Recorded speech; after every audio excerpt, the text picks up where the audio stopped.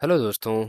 आज हम बात करेंगे एल्गोरिथम कॉम्प्लेक्सिटी के बारे में। इस वीडियो के अंदर हम कवर करने वाले हैं कि क्या होती है एल्गोरिथम कॉम्प्लेक्सिटी एंड हम देखेंगे कि किस तरीके से एक एल्गोरिथम की परफॉर्मेंस चेक करने के लिए कौन कौन से फैक्टर होते हैं जिससे उसकी परफॉर्मेंस मेजर की जाती है। एंड हम देखेंगे एक प्रोग्राम बनाएंगे और उसका हम कॉम्प्लेक्सिटी निकालेंगे एंड देन हम उस कॉम्प्लेक्सिटी को किस तरीके से इम्प्लीमेंट और किस तरीके से हम इम्प्रूव कर सकते हैं वो भी हम देखेंगे इस वीडियो के अंत में।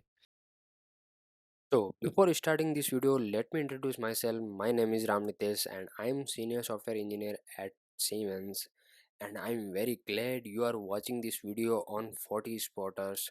और अगर आप इस चैनल पे फर्स्ट टाइम हैं, इस वीडियो को देख रहे हैं, तो प्लीज़ चैनल को सब्सक्राइब करें एंड बेल आइकन को दबा दें। बढ़ते हैं आज के टॉपिक पे। पहला आपका होता है टाइम कॉम्प्लेक्सिटी एंड सेकंड आपका होता है स्पेस। बट अगर आपको कोई भी एल्गोरिथम चेक करनी है, लेट्स से अगर आप लीड है या फिर आप एक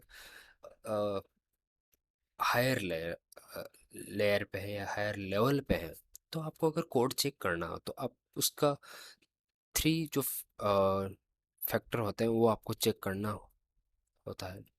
मेन है आप उसकी करेक्टनेस। ठीक है, अब करेक्टनेस क्या होती है कि उस जो भी आपने इंटरफेस बनाया है, ठीक है, उस इंटरफेस में आपने मेथड्स बनाए, आपने इनपुट पैरामीटर लिए हैं या फिर आउटपुट पैरामीटर जो लिए हैं, उनका नेमिंग कन्वेंशन और उनका जो टाइप है वो सही होना चाहिए। ठीक है, देन उस जो मेथड्स का नाम है, ठीक है ना, उसका नेमिंग कन्वेंशन वो आपका करेक्ट होना चाहिए। ठीक है, तो ये मेनली आपको कोड एल्गोरिथम चेक किया जाता है। ठीक है, सेकंड जो आपका है वो है टाइम कॉम्प्लेक्सिटी। ठीक है, एंड थर्ड जो है स्पेस कॉम्प्लेक्सिटी। ये दोनों मेजरली चेक करना होता ही है। ठीक है, अब पहले देख लेते हैं कि टाइम कॉम्प्लेक्सिटी क्या होती है। सो टाइम कॉम्प्लेक्सिटी आपकी कोई भी एल्गोरिथम होता है, ठीक है, उसके स्टेटमेंट से निकल जाती है कि उस एल्गोरिथम के अंदर कितना स्टेटमेंट है, कितने स्टेटमेंट है। ठीक है, उससे आपका क्या निकाला जाता है, टाइम कॉम्प्लेक्सिटी मेनली निकाली जाती है। ठीक है, लेट्स से एक एल्गोरिथम है सम का। ठीक है, लेट्स से ये एक सम मेथड है, उसके अंदर आपने एक वेरिएबल लिया int sum equal to something. Then आपने एक फॉर ईच लूप लगाया जो कि 0 से n तक चलेगा। देन उसके अंदर आपने क्या किया, सम को आपने सम के अंदर आपने ऐड कर दिया एंड देन आपने क्या कर दिया, रिटर्न करा दिया। ठीक है, रिटर्न सम करा। तो इसमें आपकी जो टाइम कॉम्प्लेक्सिटी है, लेट्स से एक स्टेटमेंट कुछ मिली सेकेंड लेता है, लेट्स से 1 सेकेंड लेता है, एक स्टेटमेंट आपका 1 सेकेंड लेता है, ठीक है, एग्जीक्यूट होने में। ठीक है, तो जितने स्टेटमेंट हो गए उतने आपके सेकंड्स हो जाएंगे। लेट्स से तो एक सम एल्गोरिथम के अंदर आपका कितना स्टेटमेंट हो गया, एक, फिर आपका हो गया एन, ये आपका n+1 टाइम, और ये आपका एग्जीक्यूट होगा एन टाइम, और ये आपका होगा 1 टाइम। ठीक है, ये आपका फॉर लूप के अंदर आ गया इतना सा। ठीक है, तो इसकी जो कॉम्प्लेक्सिटी होगी वो कितनी हो गई, ये हो गई आपकी 1 + n+1 +n+1। टोटल आपके कितने हो गए, 2n+3। ठीक है, इसकी कॉम्प्लेक्सिटी आपकी हो गई 2n+3, यानी कि जितने n हो गए, ठीक है ना, 10 तक हो गया तो 2, ठीक है, 2 × 10 + 3 यानी कि 23। अगर 20 हो गए, एन की वैल्यू 20 हो गई, तो वो डिपेंड्स करेगा एन पे, यानी कि आपका जो और जो कॉम्प्लेक्सिटी है ये डिनोट की जाती है big O notation, big O से, बिग ओ से, ठीक है, that depends on the N, ठीक है। सो इस तरीके से आपकी कॉम्प्लेक्सिटी निकल जाती है। और ये जो 2n हो गया वो क्या हो गया, और इसका जो जो फैक्टर है, जो कांस्टेंट वैल्यू है, ये इतना मैटर नहीं करता है जब आपका n बहुत ही हायर लेवल हो, ठीक है।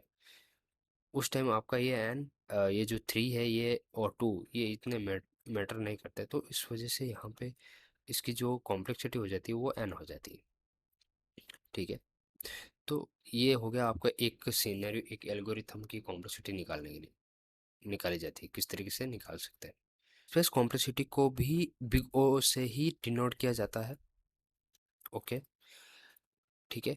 और उसकी जो कॉम्प्लेक्सिटी होती है वो कैसे निकल जाती है कि एक कोई भी आपका मेथड्स हो, ठीक है, उसका एल्गोरिथम हो, तो उसके अंदर जो भी वेरिएबल्स है, कितने वेरिएबल्स हैं, ठीक है, और उन वो इस क्या स्पेस कंज्यूम कर रहे हैं उसके बेसिस, लेट्स से इंट है, ठीक है, यहाँ पे इंट सम है और एक इंट आई है जिसकी वैल्यू 0 से लेके n तक चेंज होती रहती है, ठीक है। तो दो हमें यहाँ पे वेरिएबल की नीड हुई, ठीक है।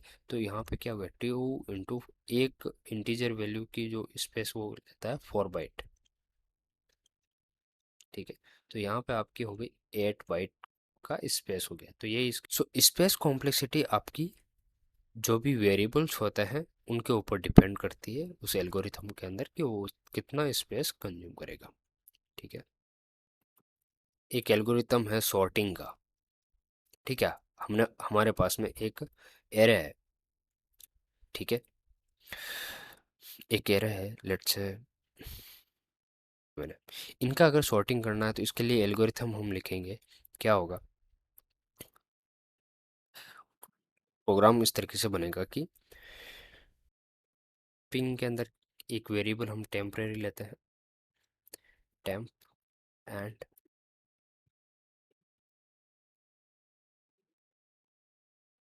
और यहाँ पे जो है वही लेंगे आई एंड जे, यहाँ पे आपका आई चलेगा, इंट आई, और यहाँ पे आपका इंट जे चलेगा, और इन दोनों के हम स्वैपिंग करा देंगे, यहाँ पे इसकी बॉडी खत्म हो जाएगी, एंड यहाँ पे हम रिटर्न करा देंगे वापस से नम से है, ठीक है, ओके।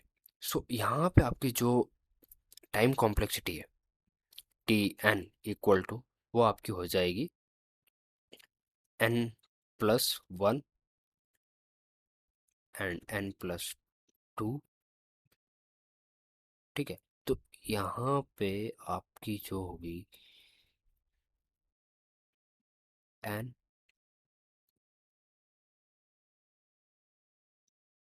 n इंटू, इधर आपका इनसाइड कितना लग जाएगा,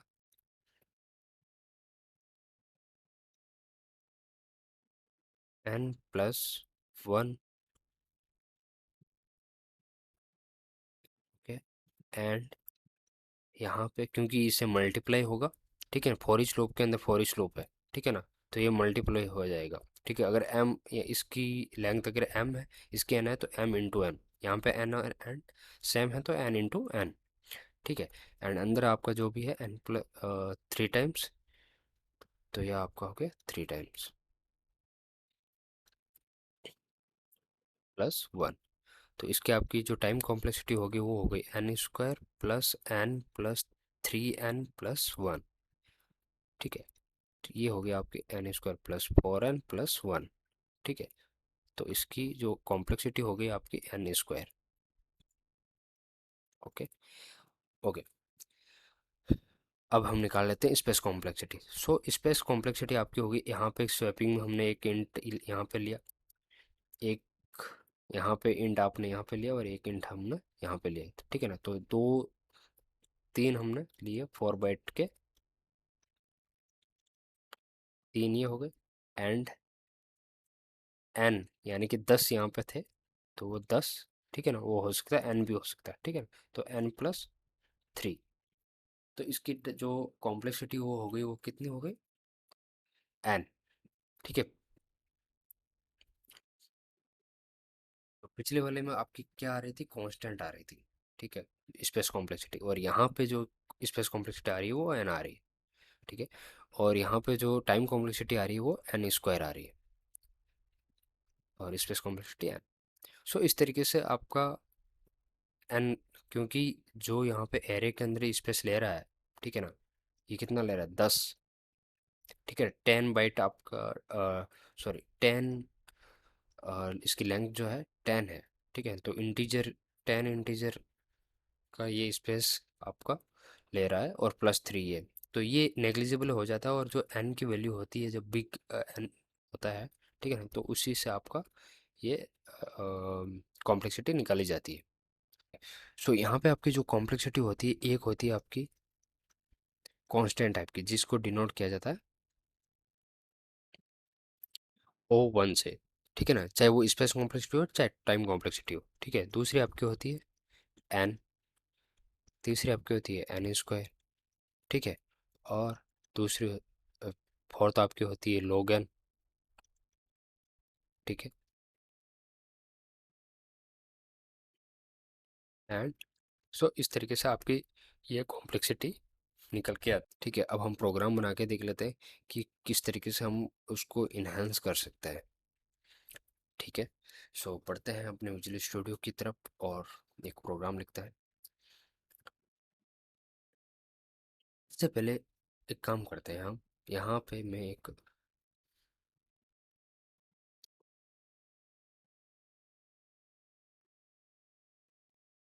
टाइमर ले लेता हूँ।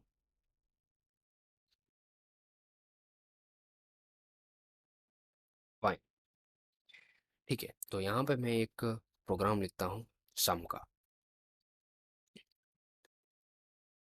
अलग से ही लिखता हूँ, इसके अंदर ना लिख के मैं इसको कॉल, यहाँ पे कॉल करूँगा, लेट्स से इंट सम का लिख रहा हूँ मैं, एंड इंट एन,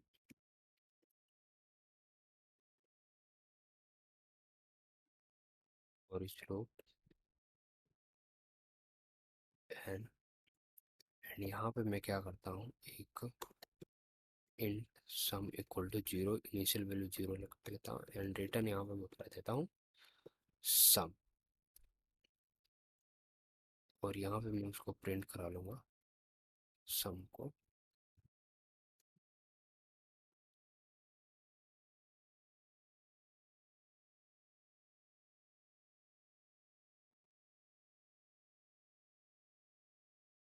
और यहाँ पे मैं पास कर दूँगा 10।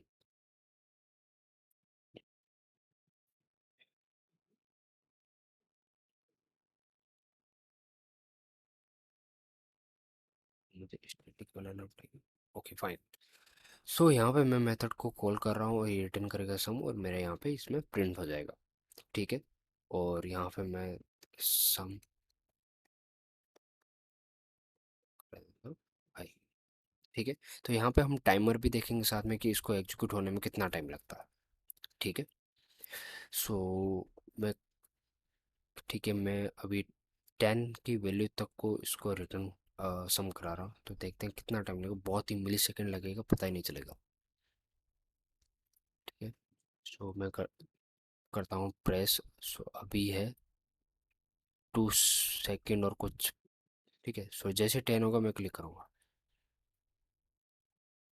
ओके, क्लिक किया, 45, ठीक है। सो विद इन कुछ सेकंड लगे थे इसको एग्जीक्यूट होने में, ठीक है, वो प्रोग्राम रन होने में, बिल्ड होने में लगा, लेकिन इसको, इस लाइन को एग्जीक्यूट होने में बहुत ही कम टाइम लगा, ठीक है, कुछ 1 मिली सेकेंड लगा। तो अभी हम अंदाज़ा नहीं लगा पा रहे हैं कि कुछ मिली सेकेंड लग रहा है, ठीक है। अभी मैं क्या करता हूँ कि इसकी वैल्यू मैं बढ़ा देता हूँ, लेट, इंटीजर वैल्यू कितना हो सकता है, यहाँ तक ले रखता हूँ, थोड़ा और कम,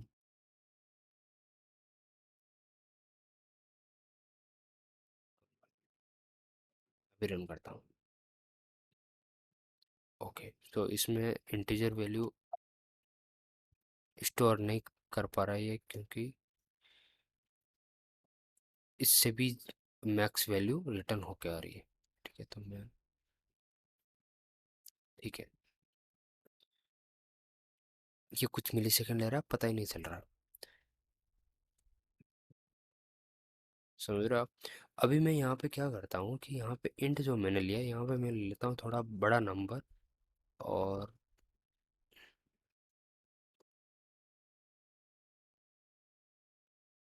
ताकि एग्जीक्यूट होने में थोड़ा सा वक्त लगे, एंड जिससे हम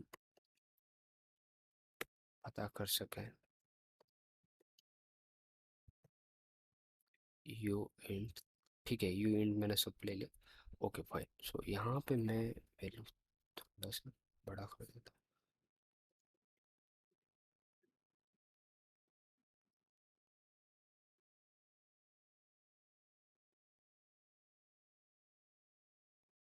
इसमें इंट की वैल्यू भी स्टोर हो रही, कोई दिक्कत नहीं। ठीक है फाइन। सो अभी मैं क्या करता हूँ, 9 मैंने ले लिए हैं 9 टाइम्स, और इसको मैं ऐड करता हूँ, सम करता हूँ, देखते हैं कितना टाइम लगेगा। तो 30 पे होते ही मैं इसके ऊपर क्लिक करूँ। फाइन, सो देख रहे हो आप, 3 सेकेंड लिए। ठीक है, अभी भी थोड़ा टाइम कम ले रहा है। अभी मैं काम करता हूँ थोड़ा ये। ठीक है, तो यहाँ पे मैंने 9 जो है ले लिए हैं 10 टाइम्स। ठीक है, इसमें अच्छा खासा टाइम लगेगा, तो देखते हैं। अभी 53 हो रहा है, सो जैसे ही 50 60 होगा, मैं क्लिक करता हूँ इसके ऊपर। देख रहे हो, 2 3 4 5 6 7 8 9 10 11। देख रहे हो, सो लगभग लगभग 11 सेकेंड्स लगे हैं। ठीक है, एक बार और देखते हैं। 25 पे आते ही मैं इसको रन करूँगा।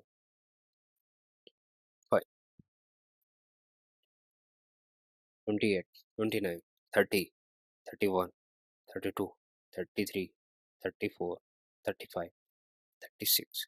ठीक है, सो लगभग 10 टू आपका 11 सेकेंड्स लग रहा है। तो यहाँ पे आप देख रहे हो, इसका जो टाइम कॉम्प्लेक्सिटी है कितना बढ़ गया। ठीक है, एक स्टेटमेंट को एग्जीक्यूट होने में आपका 10 सेकेंड ले रहा है। ठीक है, सॉरी, पूरा स्टेटमेंट जो आपके हैं, एक स्टेटमेंट, यहाँ पे स्टेटमेंट जो है बहुत ज़्यादा बढ़ चुके हैं। ठीक है, सो इतने स्टेटमेंट को एग्जीक्यूट होने में 10 से 11 सेकेंड लग रहा है।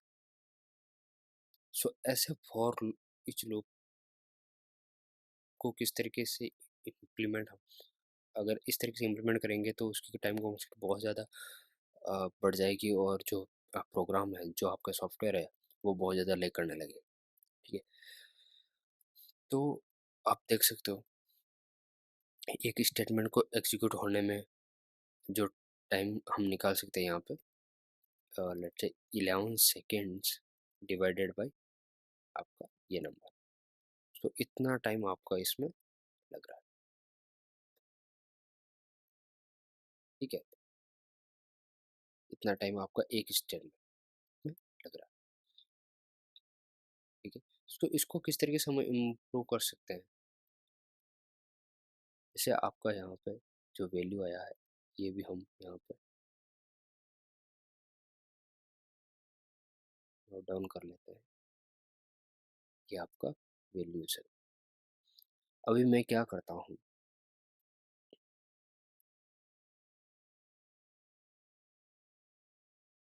इसको थोड़ा इन्हेंस करता हूँ। सो इन्हेंस करने का क्या तरीका, आपका एक फार्मूला आता है, अगर आपने 11th या 12th में अगर आपने पढ़ा हो। सो एन वैल्यू तक को ऐड करने के लिए एक फार्मूला आता है, n+1 डिवाइडेड बाई 2। ठीक है, तो हम डायरेक्ट इसी को यूज़ कर लेंगे यहाँ पर।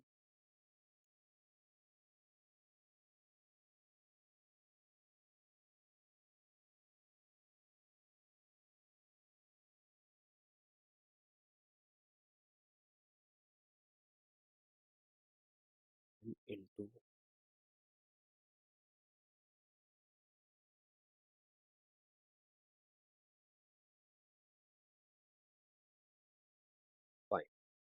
तो देखते हैं इसका आउटपुट क्या आता है। सो इतना सारा कोड और इतना जो हम भी हमारे स्टेटमेंट्स थे वो हमने सारे रिमूव कर दिए और एक सिंगल लाइन में। ठीक है। सो यहाँ पे आपका जो टाइम कॉम्प्लेक्सिटी है वो हो गया आपका, जो इतने सारे स्टेटमेंट थे वो सिंपली एक लाइन के अंदर आ गए। ठीक है ना। तो यहाँ पे जो कॉम्प्लेक्सिटी वो हो गई कांस्टेंट में आपका। ठीक है। जो पहले आपका बिगो नोटेशन था,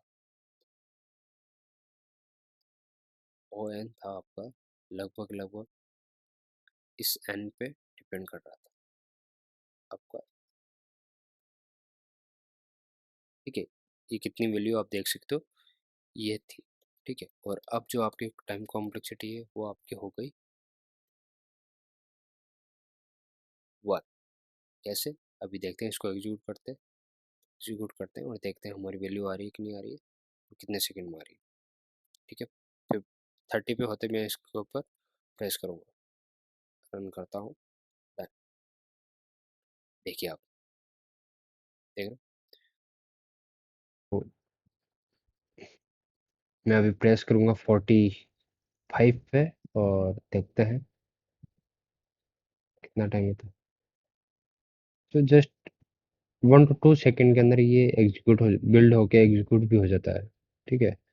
तो इस तरीके से हमने टाइम कॉम्प्लेक्सिटी है वो हमने अ, जो मिलियंस में जो थी उसको हमने जस्ट इन 2 लाइन यानी कि कांस्टेंट में हमने इसको टाइम कॉम्प्लेक्सिटी को इनहेंस कर दिया।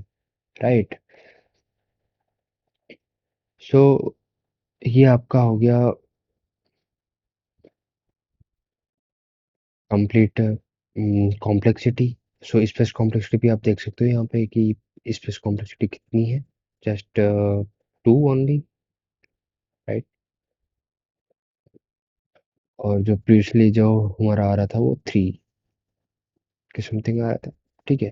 तो ये मैंने इनहेंस करने के लिए यहाँ पे जो वैल्यू थी वो एग्जैक्ट नहीं आ रही थी, ये आपकी वैल्यू आ रही थी, अभी आपका जो है वैल्यू एग्जैक्ट उससे मैच हो रही है। ठीक है ना। तो इस वजह से मैंने एक के वेरिएबल लिया। राइट। तो इस तरीके से आपका हो गया एल्गोरिथम कॉम्प्लेक्सिटी, और किस तरीके से हम उसको इन्हांस कर सकते हैं। उसके लिए आपकी मैथ्स स्ट्रांग होनी चाहिए, एप्टीट्यूड रीजनिंग वगैरह स्ट्रांग होती है। ठीक है। तो आपका फॉर्मूले से आपका बहुत ज़्यादा जो है कॉम्प्लेक्सिटी इन्हांस हो जाती है। तो इस वीडियो के अंदर बस इतना ही। अगर वीडियो को अच्छा लगा तो लाइक करें, शेयर करें एंड चैनल को प्लीज़ सब्सक्राइब करें। Thank you so much.